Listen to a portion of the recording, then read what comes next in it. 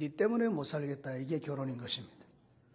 너무나 이게 참 간단한 말 같지만 엄청난 차이죠. 왜 이렇게 될까요, 여러분? 저는 이제 결혼을 한 지가 26년이 됐는데 이제 늦게야 제가 깨닫는 게 이거예요. 아, 그렇구나. 그것 때문에 못 살겠다는구나. 그 이유가 뭔가 하면 알아주지 않아서 그래요. 남편의 수고를 알아주지 않아서, 아내의 수고를 알아주지 않아서 한마디만 하면 정말 모든 가정이 천국을 이룰 텐데 그 한마디 하기가 어려워서 가정들마다 어려움을 겪어요. 그 한마디가 뭡니까? 여보, 나 만나서 참 수고했다. 고생했다. 그 말 한마디면 모든 게 끝나는데 내가 네 만나서 고생했다. 이러기 때문에 지금 문제가 되는 것이죠. 사랑하는 성도 여러분, 우리 하나님은 절대 그런 분이 아니에요. 하나님은 우리의 수고를 참 알아주시는 분이에요. 우리는 주님의 마음을 잘 모르는데요. 하나님은 말씀을 보면 우리가 이 땅의 삶을 살아가는 날 동안에 우리의 연약함과 우리의 부족함과 우리의 참 완악한 마음을 주님이 잘 아십니다. 그리고 우리가 이 땅에서 말씀대로 살려고 애쓰는 것을 하나님이 또 아십니다. 그래서 성경에 보면 때때로 주께서 우리에게 위로하시고 또 격려하시는 모습들을 보게 됩니다. 아이러니하게도 오늘 이 출애굽 가운데에 10가지 재앙이 쏟아지고 있는데 그 마지막 재앙이 흑암 재앙이거든요. 근데 그 흑암 재앙이 마지막 재앙이 장자의 죽음인데요. 그 장자의 죽음의 재앙 가운데서 하나님의 특별한 그 백성을 향한 위로가 있는 것을 보게 됩니다. 자, 오늘 이 성경 본문을 통해서 하나님이 우리에게 들려주는 몇 가지 메시지를 듣겠습니다. 첫 번째는 이런 것입니다. 하나님은 자기 백성을 위로하시는 분이다. 저를 따라서 한번 합시다. 하나님은 나를 위로하시는 분이다. 여러분, 오늘 성경 본문에 보면 이런 이야기를 합니다. 이제 하나님께서 그 땅 가운데 마지막 재앙을 부을 텐데 이스라엘 백성들이 애굽 사람에게 은혜를 입게 될 것이고 너희들은 나갈 때 은금을 구해라, 이렇게 말합니다. 자, 여러분, 성경 2절을 한번 볼까요? 백성들에게 말하여 사람들에게 각기 이웃들에게 은금 패물을 구하게 하라 하시더니 여호와께서 그 백성으로 애굽 사람의 은혜를 받게 하셨다. 여러분, 이게 우리가 그 상황 속으로 돌아가 보면 쉽지 않은 이야기입니다. 여러분, 우리가 돈을 아끼고 사랑하잖아요. 모든 사람들이 다 돈을 사랑하고 은금을 사랑하는데요, 애굽 사람들의 입장에서 보면 이스라엘 백성들은 자신들의 종입니다. 종살이하는 사람입니다. 근데 이 종살이하는 이스라엘 백성들이 지금 탈출하겠다잖아요. 근데 거기다 대놓고 이야기하는 것입니다. 은금을 달라. 근데 애굽 사람들이 주는 겁니다. 도대체 이게 가능한 이야기입니까? 왜 하나님은 이런 그림을 우리에게 보여주시는 것일까요? 이스라엘 백성들이 400년 동안 종살이하면서 하나님의 백성으로 고생하고 수고하고 힘쓰고 애썼던 것을 우리 하나님은 위로하시고 계시는 것입니다. 그들이 나갈 때에 빈손으로 가지 아니하게 하시고 하나님께서 그들의 손에 재물을 들려 보내주셔서 그 땅을 떠나서 가나안 땅 가기까지 하나님이 먹고 살 수 있는 모든 길들을 열어가시는 모습들을 볼 수 있습니다. 여러분, 우리는 신앙생활 할 때에 하나님이 나에게 주시는 고난 속에 하나님의 뜻이 있음을 발견합니다. 그게 뭔가 하면 신명기 8장 16절입니다. 신명기 8장 16절을 한번 같이 읽어보겠습니다. 시작. 내 조상들도 알지 못하던 만나를 광야에서 내게 먹이셨나니 이는 다 너를 낮추시며 너를 시험하사 마침내 내게 복을 주려 하심이었느니라. 중요한 포인트가 어디에 있죠? 마침내 하나님께서 이스라엘 백성들에게 복을 주시기 위하여 광야에 넣어놓고 연단을 시켰다, 이런 뜻입니다. 우리가 인생의 삶을 살다 보면 광야 같은 내 인생 아닙니까? 살다 보면 내 인생이 참 쉽지는 않습니다. 참 어렵습니다. 아이들은 아이들대로 어렵고 청년들은 청년들대로 어렵고 또 어른들은 어른들대로 다 어렵습니다. 힘든 과정을 살아갑니다. 신앙생활도 쉽지 않습니다. 얼마나 힘들고 어려우면 십자가를 지고 가는 게 신앙생활이라 하겠습니까? 근데 여러분, 마침내 하나님의 뜻이 무엇입니까? 그 고난을 다 통과하고 연단을 통과하는 당신의 거룩한 백성들에게 하나님께서 위로하신다는 것입니다. 마침내 여러분들에게 복을 주신다는 것입니다. 사랑하는 성도 여러분, 지금도 고난 가운데 있는 분들 있죠. 고난 가운데 있는 분들 있죠. 그런 분들은 이 말씀을 붙드시고, 내가 사는 날 동안에 힘들고 어려운 세월을 믿음으로 잘 감내해 나면 하나님이 주시는 위로와 복이 분명히 있겠구나. 그 믿음으로 끝까지 승리하시기를 바랍니다. 때로는 가정에서, 때로는 교회에서, 때로는 직장생활에서, 때로는 사업하면서, 때로는 공부하면서 여러분의 인생에 어렵고 힘든 일이 올 때에 이게 하나님께서 나를 연단하여 마침내 복을 주시기 위함이구나. 이 사실을 깨닫게 되면 모든 게 다 감사하게 된다는 뜻입니다. 사랑하는 성도 여러분, 이것은 사실 불가능한 이야기 중에 하나입니다. 자신의 종으로 있던 자가 도망가겠다는데 은금을 줘서 도망가게 하는 일은 불가능한 일입니다. 그러나 하나님 편에서 볼 때는 이게 가능한 일이 되는 것입니다. 사랑하는 성도 여러분, 여러분들은 하나님을 쉽게 여기지 마시기 바랍니다. 하나님은 전능하신 하나님입니다. 못하실 것이 없는 분이십니다. 여러분을 손에 붙드시고 여기까지 끌고 오셨습니다. 그래서 여러분이 지금 이 자리에 있는 것입니다. 내가 사는 모든 날이 다 하나님의 은혜입니다. 하나님께서 여러분이 죽지 않도록 지키시고 보호해 주신 줄로 믿습니다. 여러분, 낮의 해와 밤의 달이 우리를 상치 않도록 우리 하나님은 졸지도 않고 주무시지도 않고 여러분을 눈동자같이 지키시고 보호해 주고 계십니다. 저는 분명히 믿는 게 하나 있습니다. 하나님께서 저의 모든 생애에, 우리 진교교회 성도들의 생애에 여러분을 눈동자같이 졸지도 않고 주무시지도 않고 지켜주시는 하나님이 있다면 우리는 사실 걱정할 필요가 없습니다. 괜히 내가 걱정하는 것이지 하나님께서 당신의 뜻대로 여러분의 삶을 지금 잘 끌고 가고 계시는 것입니다. 하나님은 실수가 없는 하나님인 줄로 믿습니다. 우리가 실수하고 우리가 어리석어서 우리가 하나님을 부인하고 우리가 하나님을 떠나고 우리가 하나님 앞에 되어들고 우리가 하나님 앞에 악을 짓지만 하나님은 실수가 없는 분입니다. 우리의 의지와 상관없이 하나님은 당신의 뜻을 이루어 가실 겁니다. 여러분 아십니까? 저는 목사 될 생각이 없는 사람입니다. 사실 저는 고등학교 다닐 때에 제 친구 아버지가 목사님이었는데 항상 그랬었습니다. 저는 그 목사님 네 꿈이 뭐냐? 예, 저는 목사님 잘 돕는 장로님 될 겁니다. 돈 많이 벌 겁니다. 그래서 그대의 아들을 내가 돌보게 될 것입니다. 이러면서 제 친구였던 그 목사님의 아들이 목사님 될 줄 알고 저는 장로가 될 줄 알았습니다. 왜 이상하십니까? 근데 제가 지금 목사 돼 있잖아요. 그러니까 하나님 당신의 뜻대로 이끌어가는 거예요. 내가 하고 싶다고 되는 게 아니고 아버지의 뜻대로 지금 끌고 가시는 것이고 저는 적어도 아버지께서 성공하신 줄로 믿습니다.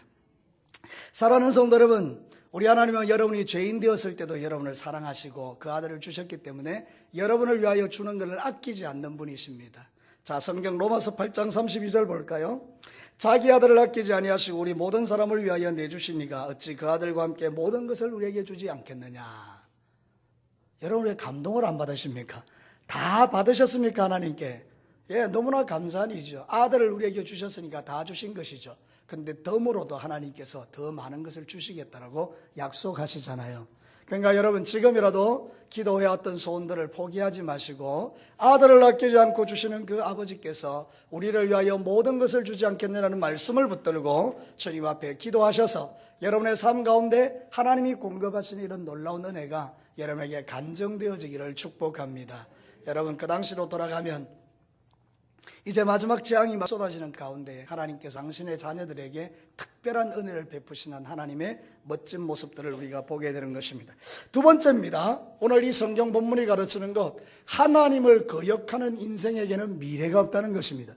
저를 따라서 합시다. 이게 참 무서운 말인데요. 하나님을 거역하는 인생에게는 미래가 없다. 오늘 이 성경 본문에 보면 장자를 죽이시는 이유가 무엇입니까? 여러분 장자는요 기력의 시작이고 그 집안의 미래입니다. 여러분이 자식을 낳았는데 장자를 낳았습니다. 장자를 잘 키우는 이유가 무엇입니까? 그게 나의 미래이기 때문에 그렇습니다. 가문의 미래이기 때문에 그 자식을 잘 키우는 것입니다. 하나님은 그 가정을 축복하실 때 장자를 통해서 하나님 나라를 이루어 가시는 분이거든요. 그런데 여러분 오늘 이 성경에 보면 이 출애굽할 때에 애굽의 장자를 다 죽여버리잖아요. 이 뜻이 무엇입니까? 너희 민족에게는 미래가 없다는 것입니다. 너희 민족은 나를 거역하고 불순종하고 나를 믿지 않았기 때문에 너희들의 그 후손은 그냥 다 미래가 없다는 것입니다. 그 장자를 싹 죽여버리시는 것입니다. 심지어는 가축까지도 다 처음 태어난 것을 다 죽여버리시는 것입니다. 사랑하는 성도 여러분, 오늘도 이 땅의 삶을 사는 모든 날들 동안에 하나님의 심판이 있습니다. 하나님의 분명한 심판의 날이 있다는 것입니다.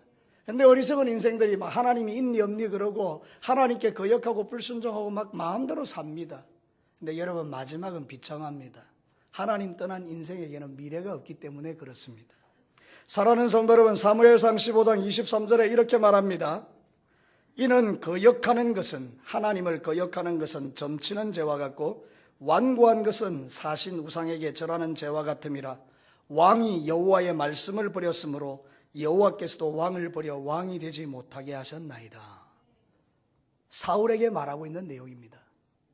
하나님께서 사울에게 당신이 나를 버렸기 때문에 나도 너를 버린다, 이렇게 말하는 것입니다. 사랑하는 성도 여러분, 오늘도 우리는 이 땅의 삶을 살아가는 날 동안에 하나님의 의미한 심판이 있음을 여러분 명심하셔야 합니다. 덤벙덤벙 되는 대로 살지 맙시다. 아무렇게나 살지 맙시다. 오늘도 여러분의 삶 가운데 여러분과 함께 하시는 하나님을 의식하면서 그분에게 여러분의 삶을 맡기고 그분을 신뢰하면서 이 길을 걸어가시기를 축복합니다. 하나님께로 가면 하나님은 우리를 고쳐주십니다. 호세아 6장 1절을 한번 보십시오. 오라 우리가 여호와께로 돌아가자. 여호와께서 우리를 찢으셨으나 도로 낫게 하실 것이요 우리를 치셨으나 싸매어 주실 것이미로다. 여러분, 우리에게 하나님이 엄미한 심판을 말씀하기도 하지만 그러나 우리가 주께로 돌아가면 하나님은 우리를 고치시고 새롭게 하시고 싸매어 주실 것이라고 약속하십니다. 어떤 때 우리가 생각해 보면 하나님은 잔인한 하나님처럼 보이지만, 무서운 하나님처럼 보이지만 이면에 들어가 보면 하나님께로 돌아오는 백성들에게는 하나님께서 그들을 지극히 사랑하시고 지나간 과거에 내게 했던 그 모든 악한 행위들을 다 덮어주시고 다 용서해 주시는 것을 볼 수가 있습니다. 그래서 여러분, 성경에는 예수의 보혈이 우리의 모든 죄를 도말하셨다. 도말이라는 게 뭐죠? 페인트 칠하셨다, 그런 뜻이에요. 제가 대학 다닐 때 우리 자영이 페인트 사업을 했거든요. 칠하는 사업. 제가 많이 따라다녔어요. 학비를 벌기 위해서. 아주 더러운 집이에요. 집이 너무 더러운데요. 그걸 다 긁어내고 그리고 페인트 칠을 쫙 하기 시작하면요. 한 번 바르고 두 번 바르고 세 번 바르면 집이 깨끗해져요. 우리가 우리 스스로를 생각해 봐도 죄인이고 더럽지만 주님의 보혈이 우리를 덮어주면 우리는 깨끗한 종이 되는 줄로 믿습니다. 오늘도 사랑하는 성도 여러분, 이 주님의 보배로운 피가 여러분에게 덮여 있는 게 축복입니다. 여러분의 모든 삶 가운데 하나님께서 주시는 이 놀라운 은혜가 여러분에게 넘치고 주님의 재앙을 만나는 인생이 되지 않기를 주님의 이름으로 축복합니다. 하나님을 거역하는 인생에게는 미래가 없어도 하나님께 손들고 나와서 회개하고 주님을 만나는 인생에게는 새로운 역사가 시작되는 것을 성경은 우리에게 가르칩니다. 자, 마지막 세 번째입니다. 감당할 수 없는 하나님의 은혜를 누리는 것이 복입니다. 사랑하는 성도 여러분, 저를 따라서 한번 마지막으로 해봅시다. 감당할 수 없는 하나님의 은혜를 누림이 복이다. 오늘 성경 본문의 그 이야기를 지금 하고 있죠. 여러분, 이스라엘 백성들에게는 어떤 일들이 일어나는지를 한번 보시기를 바랍니다. 7절 말씀 우리 같이 한 목소리로 읽어보겠습니다. 7절 시작. 그러나 이스라엘 자손에게는 사람에게나 짐승에게나 개 한 마리도 그 혀를 움직이지 아니하리니 여호와께서 애굽 사람과 이스라엘을 구별하는 줄을 너희가 알리라 하셨나니. 여러분 한번 보십시다. 장자의 죽음이 지금 지나가고 있고 이스라엘 백성들 말고 애굽 백성들은 다 지금 슬픔 가운데 빠집니다. 자기의 장자가 죽었는데 어떻게 안 슬프겠습니까? 너무 고통스럽고 그 부르짖음이 온 땅에 가득합니다. 슬픔의 고통의 울음소리가 그 땅에 가득한데, 여러분, 이 애굽 땅 말고 이스라엘 백성들이 사는 땅에는 짐승 하나도 혀를 움직이지 않았다는 것은 무슨 뜻인가 하면 개도 짖지 않는 너무나 잔잔하고 너무나 평안한 상태를 말합니다. 시끄러운 게 하나도 없는 것입니다. 집에 죽은 사람이 아무도 없는 것입니다. 집에 슬픔을 당한 사람이 하나도 없는 것입니다. 자, 그러면 여러분 한번 물어봅시다. 애굽 사람들은 악하고 이스라엘 백성들은 착해서 이런 일이 일어난 것입니까? 여러분, 이스라엘 백성들이 착한 것 같습니까? 여러분, 그렇지 않습니다. 애굽 사람이나 이스라엘 백성들이나 똑같은 사람들입니다. 근데 왜 이런 일들이 일어나는 것입니까? 이유는 딱 한 가지로만 설명됩니다. 하나님의 은혜입니다. 그들이 하나님의 선택된 백성이기 때문에 그들의 행위와 그들의 삶과 상관없이 하나님의 그 땅에 감당할 수 없는 은혜를 부어주고 계시는 것입니다. 만약에 그 가운데에 애굽 사람으로 태어났다면 그 땅에서 죽었겠죠. 그런데 이스라엘 백성들로 태어났다는 그 이유 한 가지 때문에 여러분 그 땅에는 아무런 어려움이 없는 것입니다. 오늘 우리는 착각하는 거 하나 있습니다. 하나님이 나를 사랑하시는 이유는 내가 뭔가를 행하기 때문에 사랑한다고 생각합니다. 하나님이 나를 구원하시는 이유는 뭔가 의의가 있어서 나를 구원한다고 생각한 것입니다. 그렇지 않습니다. 전적인 하나님의 은혜입니다. 여러분 그런 거 생각해 보시죠. 여러분들이 스스로 생각해 볼 때에 나는 참 정말로 잘났어. 가능한 이야기입니까? 가끔 한 번씩 우리 교만할 땐 그런 생각이 들어요. 이 교회에 내가 뭐 얼마나 기여를 많이 하는데, 내가 이 교회에 내가 없으면 어떻게 되는데, 이 교회가 내가 뭐 이렇게 우리가 생각할 때 있단 말이죠. 근데 그 생각이 얼마나 교만하고 위험한 생각입니까? 그럴 수 없습니다. 절대로 그런 일은 없습니다. 하나님이 은혜 주셨기 때문에 여기 있는 것입니다. 하나님이 은혜 주시니 교회가 평안한 것입니다. 하나님이 은혜 주시니 믿음 생활하는 것입니다. 하나님이 은혜 주시니 여러분이 살고 있는 것입니다. 철저한 하나님의 은혜를 고백해야 여러분이 삽니다.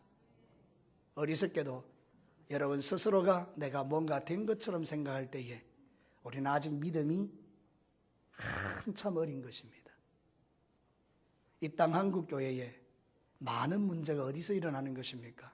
스스로 된 줄로 생각하는 사람들이 교회의 영적 지도자들이 되어서, 그래서 마치 나는 완성된 존재인 것처럼 생각하고 살기 때문에 거기서 모든 문제가 시작되는 것입니다. 내가 없으면 안 되는 것처럼 생각하기 때문에 거기서 문제가 생기는 것입니다. 여러분, 그러나 우리 모두가 목사로부터 모든 어린아이에 이르기까지 마음을 낮추어 우리가 나의 나 된 것은 하나님의 은혜로 된 것입니다. 이 고백을 하면 여러분은 정말 하나님의 놀라운 은혜 속에 사는 것이고, 여러분의 인생 가운데는 하나님이 주시는 평강 가운데서 개 한 마리도 혀를 움직이지 않는 기가 막힌 하나님의 역사를 우리는 맛보며 살게 되는 것입니다. 사랑하는 성도 여러분, 로마서 4장 6절과 8절에 분명히 말합니다. 일한 것이 없이 하나님께 의로 여기심을 받은 사람의 복에 대하여 다윗이 말한 바, 불법이 사함을 받고 죄가 가리워짐을 받은 사람들은 복이 있고 주께서 그 죄를 인정하지 아니할 사람은 복이 있다함과 같으니라. 우리가 죄를 안 지어서 하나님이 나를 의인이라는 게 아니고, 우리가 이 땅에 사는 날 동안에 많은 죄를 범하고 있지만 하나님이 나의 죄를 인정하지 않기 때문에 내가 의인인 것입니다. 이게 내가 누리는 축복입니다. 이게 내가 누리는 감당할 수 없는 하나님의 은혜입니다. 그래서 우리는 이거를 깨달을 때 주님 앞에 겸손해지는 것입니다. 다른 사람의 죄와 허물에 대해서 말하지 않고 내가 주님 앞에 입을 닫고, 하나님 아버지, 내가 잘못했습니다, 나를 용서해달라고 기도하는 수준 높은 그리스도인이 될 수 있는 것입니다. 사랑하는 성도 여러분, 가장 확실한 진리는 주님의 은혜로 저와 여러분이 구원받은 것입니다. 사는 날 동안에 이 말씀을 꼭 기억하시기를 바랍니다. 에베소서 2장 8절과 9절입니다. 너희는 그 은혜에 의하여 믿음으로 말미암아 구원을 받았으니 이것은 너희에게서 난 것이 아니고 하나님의 선물이라. 행위에서 난 것이 아니니 누구든지 자랑하지 못하게 하려 함이라. 애굽 땅에는 엄청난 부르짖음과 슬픔이 가득했지만 이스라엘 백성들의 땅에는 개 한 마리도 혀를 움직이지 않는 이 은혜는 오직 하나님께서 그 백성들을 선택하시고 사랑하신 하나님의 은혜의 결과입니다. 이 세상이 나중에 멸망할 때에 저와 여러분이 구원을 받아 영원한 천국에 들어갈 수 있다면 그것은 오직 하나님의 은혜이지, 여러분들이 주일날 교회 안 오고 안 빠지고 여러분이 11조 잘하고 여러분들이 교회 충성 잘해서 들어가는 나라가 아닙니다. 우리가 11조 드리고 주일 안 빠지고 헌신하고 충성한 이유는 나한테 이런 은혜를 주신 하나님의 은혜가 감사해서 하는 것입니다. 절대로 교회 일하면서 원망하고 불평하지 마십시오. 항상 감사하십시오. 항상 기뻐하십시오. 제가 우리 이제 밥 하시는 여전도 회원들이 너무 고생 많이 하니까 한 번씩 지나가면서 고생 많으시지요? 이렇게 물어봐요. 근데 여러분 이렇게 대답해요. 너무너무 감사한 일이죠. 목사님 아닙니다. 너무 즐겁습니다. 너무 기쁩니다. 얼마나 감사한지요. 여러분, 이게 정말 쉬운 일은 아니잖아요. 그죠? 근데 그게 기쁘대요. 그게 즐겁대요. 그래서 감사한 거예요. 그게 은혜를 아는 사람의 고백인 거예요. 여러분, 교회에서 뭔가를 할 때에 여러분의 자신을 교만하게 높여서도 안 되지만 원망불평해서도 안 되는 이유는 나 같은 죄인이 전적인 하나님의 은혜로 구원받은 하나님의 자녀가 되었기 때문입니다. 여러분, 평생에 감사하면서 살아가시기를 주님의 이름으로 축복합니다. 이제 말씀을 마치겠습니다. 여러분, 오늘 성경 본문이 우리에게 주는 메시지 첫 번째, 하나님은 자기 백성들을 위로하시는 분입니다. 여러분의 모든 삶 가운데도 여러분을 위로하시는 줄로 믿습니다. 하나님을 거역하는 존재들에게는 미래가 없습니다. 그러나 하나님을 존중히 여기는 저와 여러분에게는 미래가 있습니다. 감당할 수 없는 하나님의 은혜와 복을 우리가 누리며 사는 것은 전적인 하나님의 은혜가 내게 부어지고 있기 때문입니다. 그래서 사는 날 동안에 원망불평하지 말고 감사 찬양하면서 내 남은 인생을 멋지게 살아내시기를 주님의 이름으로 축복합니다. 같이 한번 기도하겠습니다.